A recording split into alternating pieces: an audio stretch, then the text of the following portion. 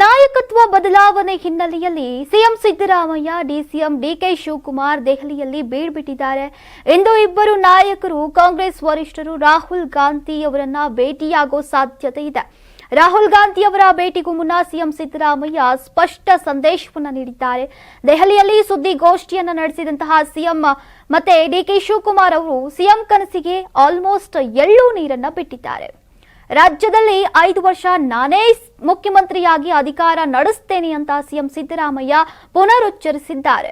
ಈ ಮೂಲಕ ಪಟ್ಟದ ಫೈಟ್ಗೆ ಪೂರ್ಣ ವಿರಾಮ ನೀಡಿದ್ದಾರೆ. ನಾನು ಡಿಕೆಶಿ ಇಬ್ಬರು ಹೈಕಮಾಂಡ್ ಆದೇಶವನ್ನ ಪಾಲಿಸಬೇಕು. ಡಿಕೆ ಶಿವಕುಮಾರ್ ಅವರು ಸಿಎಂ ಬದಲಾವಣೆಯ ಬಗ್ಗೆ ಕೇಳಿಲ್ಲ ಅಂತ ಹೇಳೋ ಮೂಲಕ ನಾಯಕತ್ವ ಬದಲಾವಣೆಯ ವಿಚಾರವೇ ಪ್ರಸ್ತಾಪದಲ್ಲಿ ಇಲ್ಲ ಎಂದಿದ್ದಾರೆ. ದೆಹಲಿಯಲ್ಲಿ ಸಿದ್ದರಾಮಯ್ಯ ಪ್ರಮುಖವಾಗಿ 4 ಸಂದೇಶಗಳನ್ನ ನೀಡಿದ್ದಾರೆ. ನಾನು ಸಿಎಂ ಆಗಿ ಕರ್ನಾಟಕದಲ್ಲಿಯೇ ಮುಂದುವರಿಯುವೆ. ನನ್ನ ನೇತೃತ್ವದಲ್ಲಿಯೇ 2028ಕ್ಕೂ ಮುಂದಿನ ಚುನಾವಣೆ.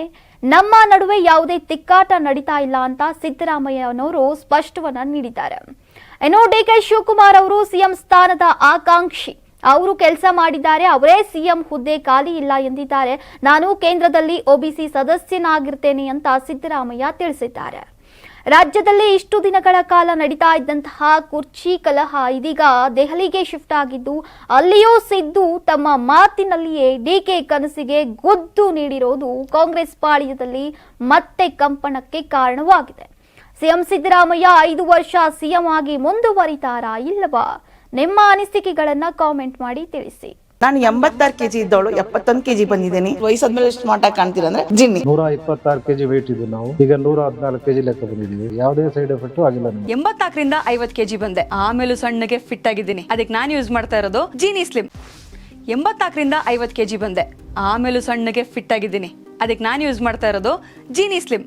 ಸಣ್ಣ ಆಗಕ್ಕೆ ಜೀನಿ ಸ್ಲಿಮ್ ಯೂಸ್ ಮಾಡದೆ ಹೆಲ್ದಿನೂ ಅದೇ. ನೀವು ಸಣ್ಣ ಆಗ್ಬೇಕಾ, ಹೆಲ್ದಿ ಆಗ್ಬೇಕಾ? ಹಾಗಿದ್ರೆ ಜೀನಿ ಸ್ಲಿಮ್ ಯೂಸ್ ಮಾಡಿ.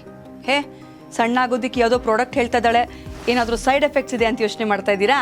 ಖಂಡಿತ ಇಲ್ಲ, ಯಾಕಂದ್ರೆ ಇದು ಕೆಮಿಕಲ್ ಫ್ರೀ. ಸಣ್ಣ ಆಗಬೇಕು ಅಂದ್ರೆ ಜೀನಿ ಸ್ಲಿಮ್ ಯೂಸ್ ಮಾಡಿ. ಹೆಚ್ಚಿನ ಮಾಹಿತಿಗೆ ಕೆಳಗೆ ಡಿಸ್ಪ್ಲೇ ಆಗ್ತಿರೋ ನಂಬರ್ಗೆ ಕಾಲ್ ಮಾಡಿ.